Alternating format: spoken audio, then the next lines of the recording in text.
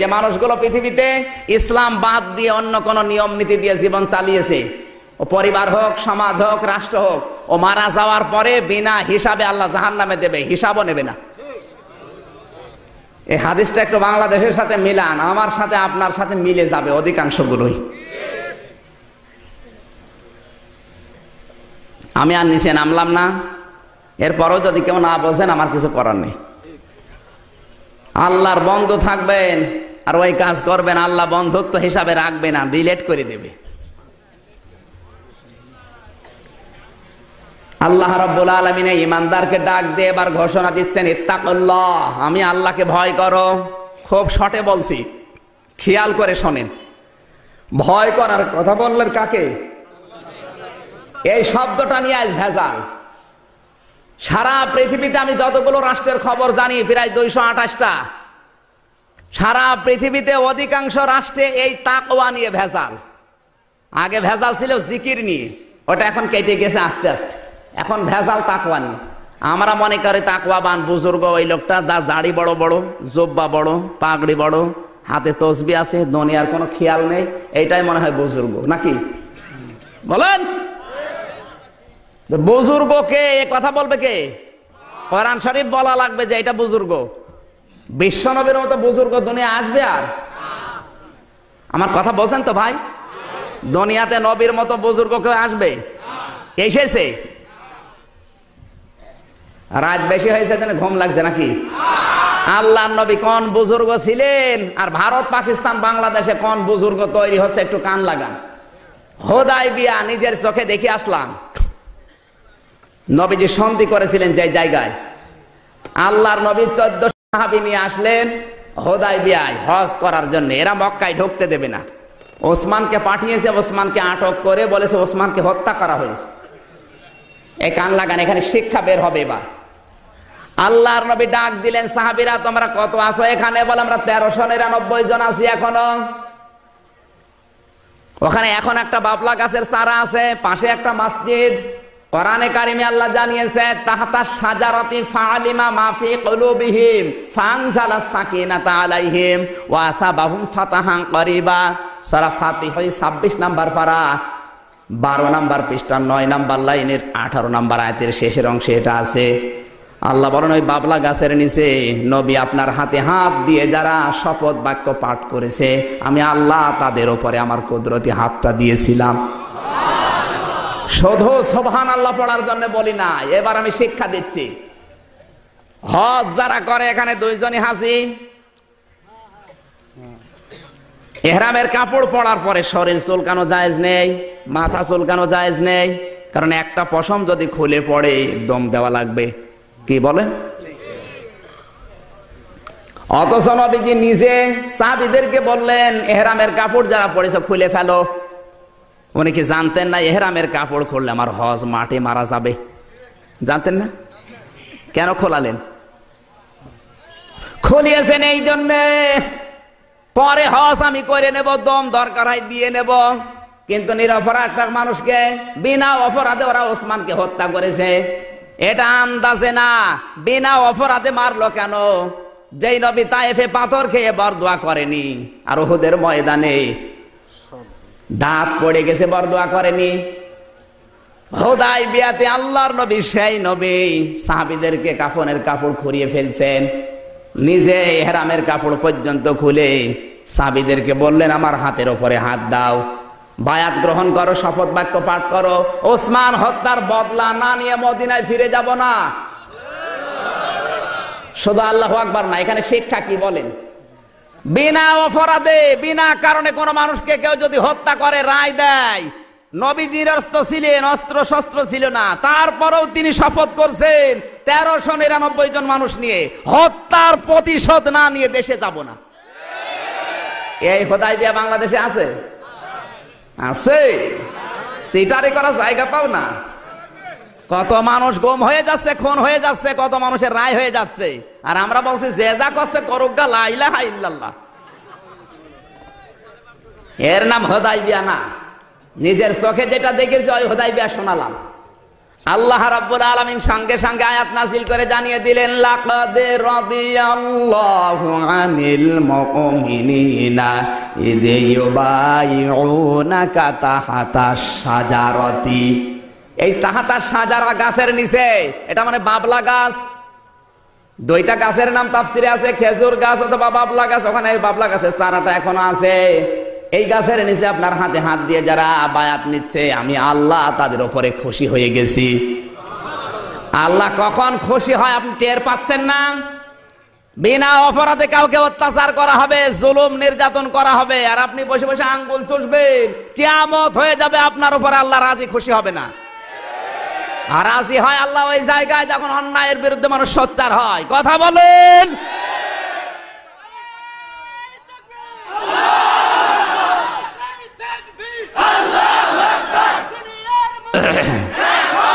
হ্যাঁ, বসেন।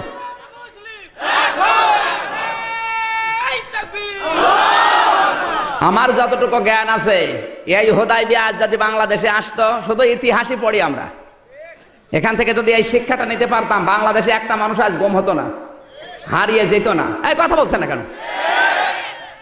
একটা কথা যদি আপনি ভুল প্রমাণ করতে পারেন, গ্যারান্টি দিয়ে যাচ্ছি, চ্যালেঞ্জ দিয়ে যাচ্ছি, কোনোদিন আর কথা বলবো না।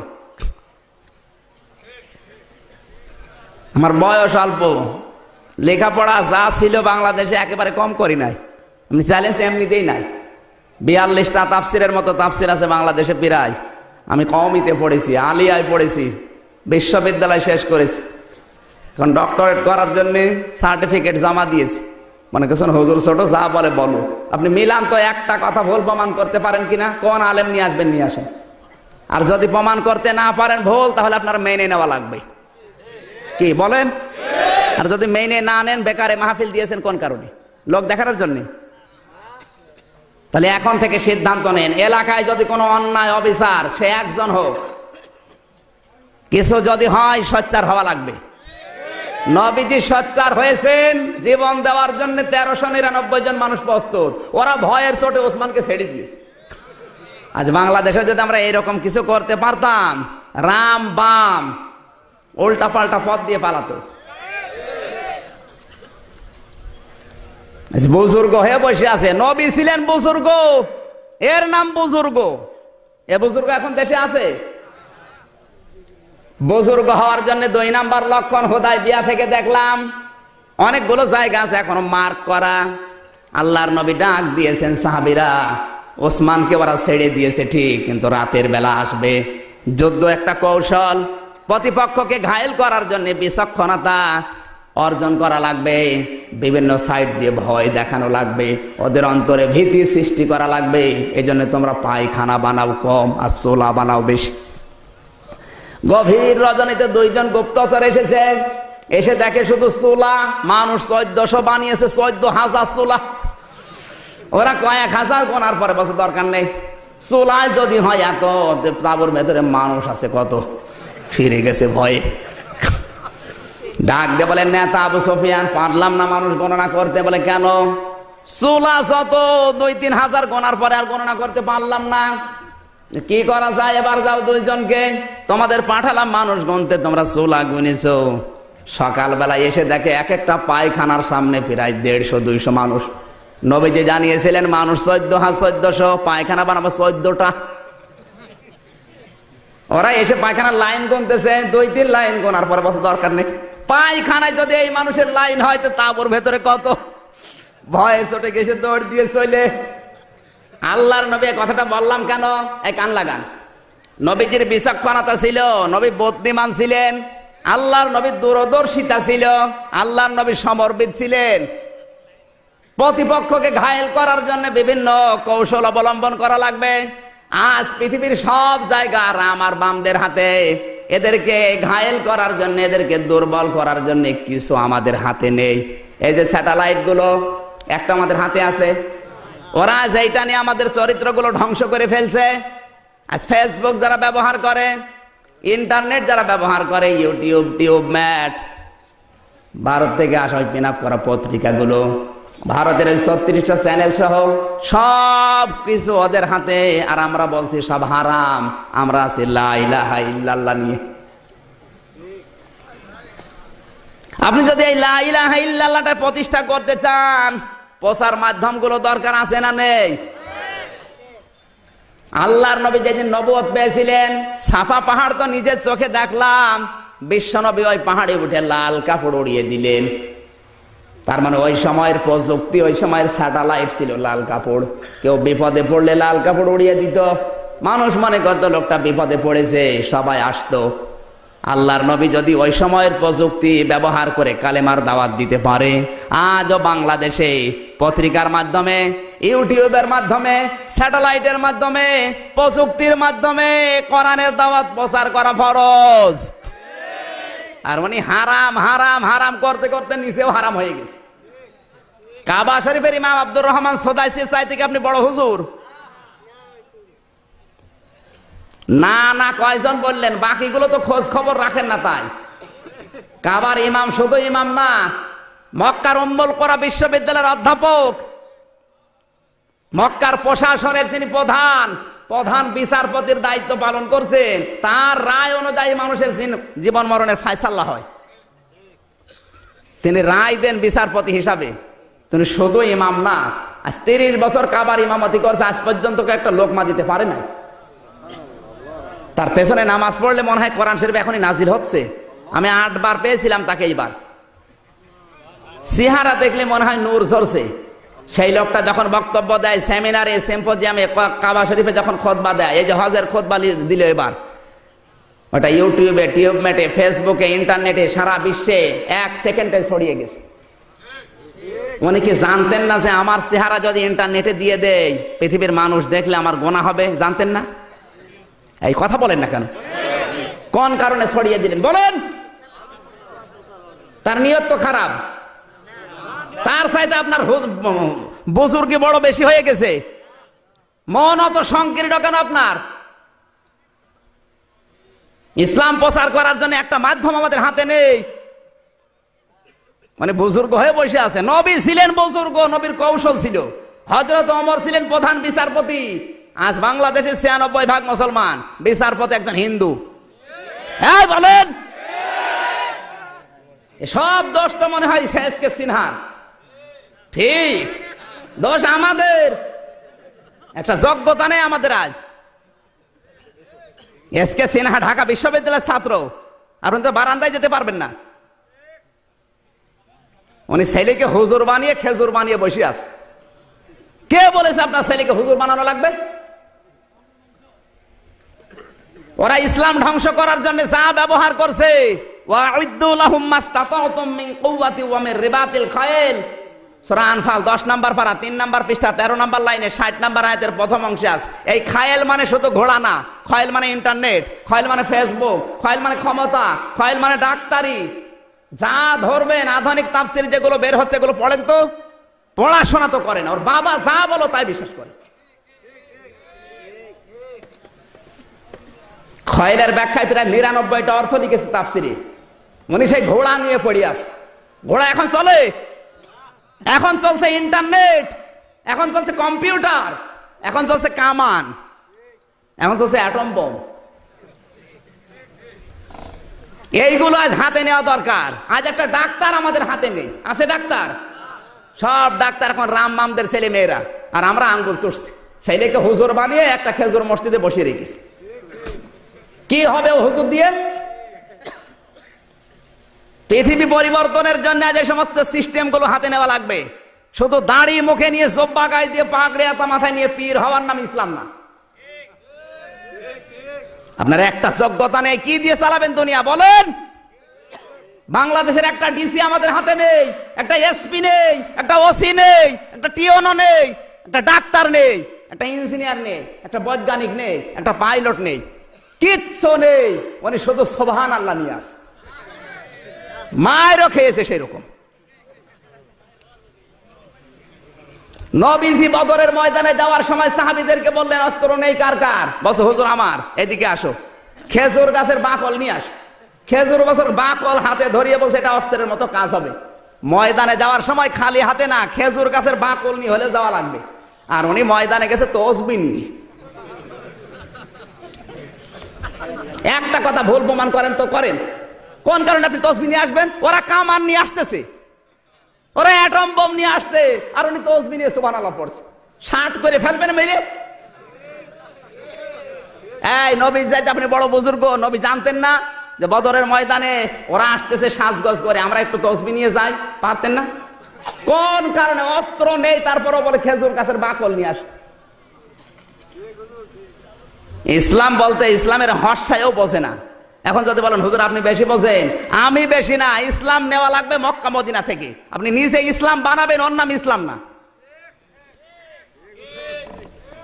মক্কা মদিনায় রাসূল যা করেছেন ওইটাই ইসলাম, নাকি আপনি বেশি বোঝেন?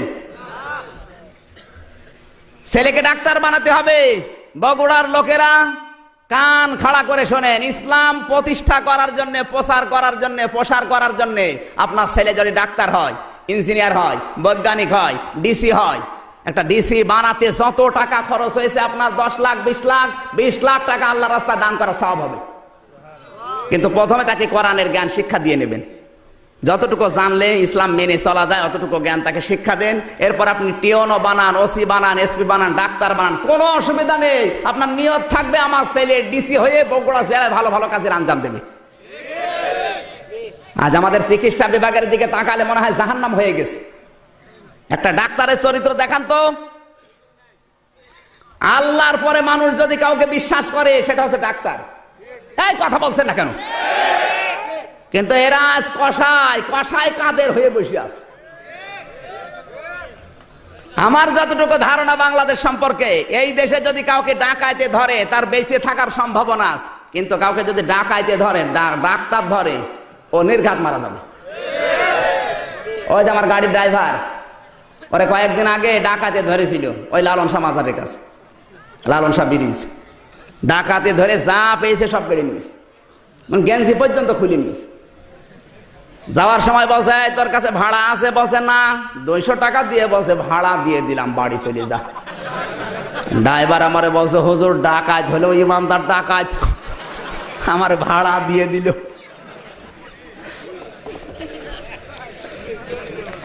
আর একটা ভালো মানুষ নিয়ে যান ডাক্তারের কাছে, পেট কেটে খুঁতো করে দেবে, চাটি বাটি ঘটি বাটি বিক্রি করে নিয়ে যাবেন, সব তো নেবেই নেবে, বাড়ি আসার সময় ভাড়া দেবে। কারণ ডাক্তার তো ওই রকম ডাক্তার বানাতে পারি না।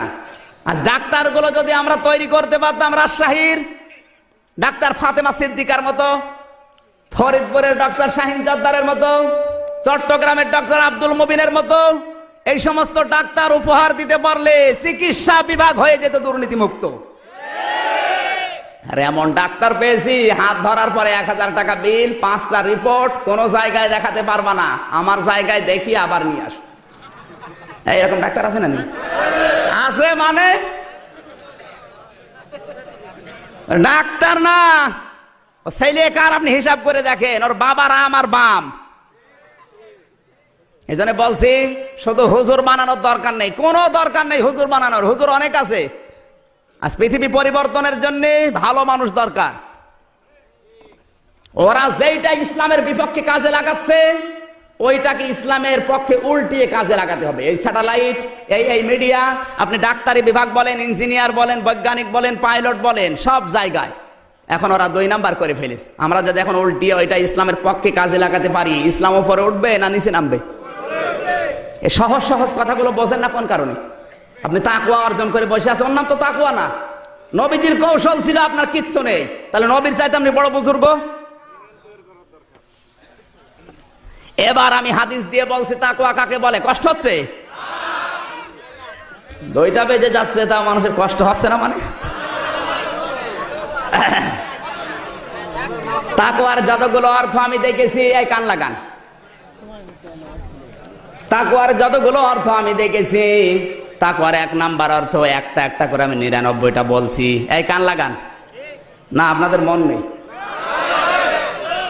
এই ওঠাউঠি করে এরা কারা? পেশাব করবে, পেশাব বাদ দিয়ে অন্য কারণে ওঠে, ওর খবর আছে।